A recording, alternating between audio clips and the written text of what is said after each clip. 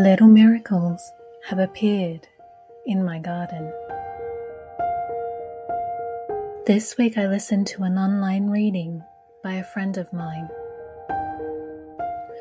One of the insights she shared was the importance of flowers.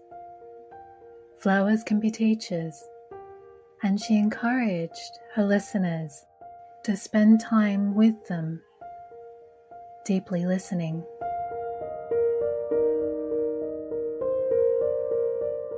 Then, just a few days later, my autumnal crocus finally blossomed. I was overwhelmed with joy at their emergence.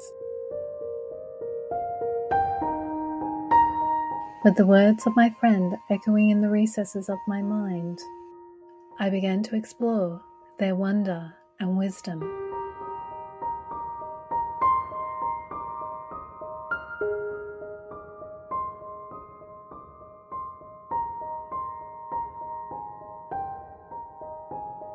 The flowers have taught me already 3 beautiful lessons.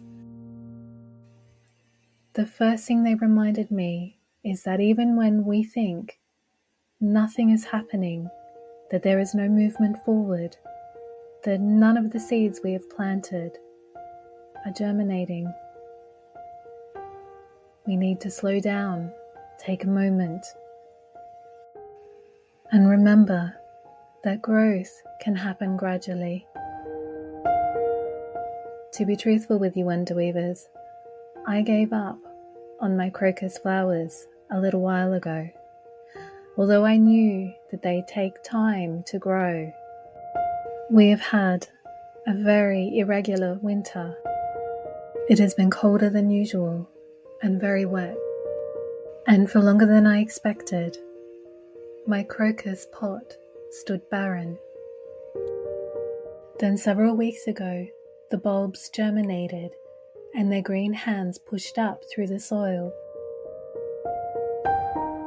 And in that moment I was reminded that when it looks like things have come to a standstill or even died, look under the surface of things.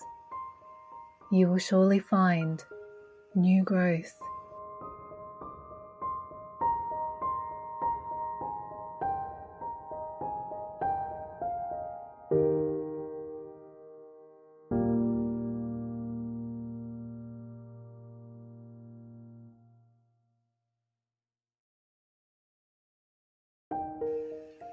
Watching my crocus flowers, I have also learned that they are sun sensitive.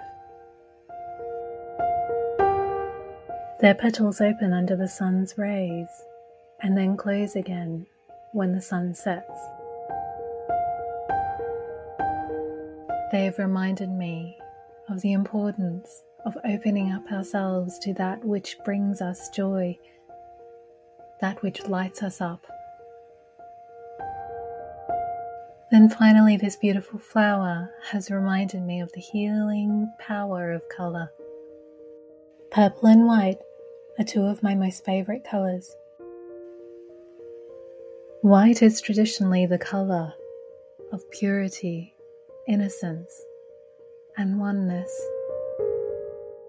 Meanwhile, purple is often associated with wealth, abundance, luxury, and nobility. It is also the color of spiritual wisdom and insight. When I first started painting, my palette always included colors such as purple, blue, and pink.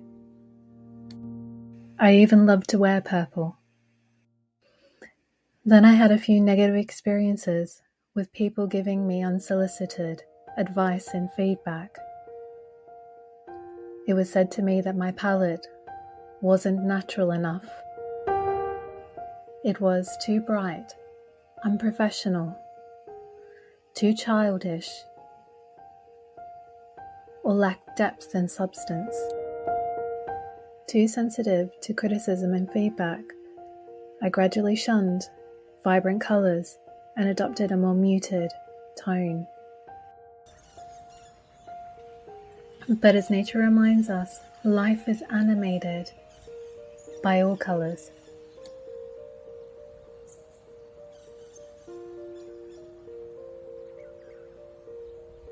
Now with the magic of the crocus, along with the butterfly and moth, I am falling in love with vibrant colors again.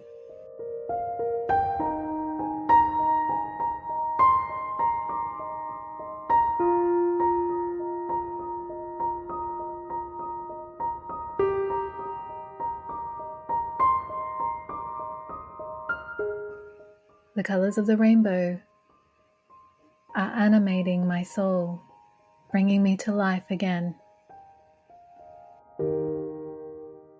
And this flowering essence inside of me is bringing vibrancy again to my art.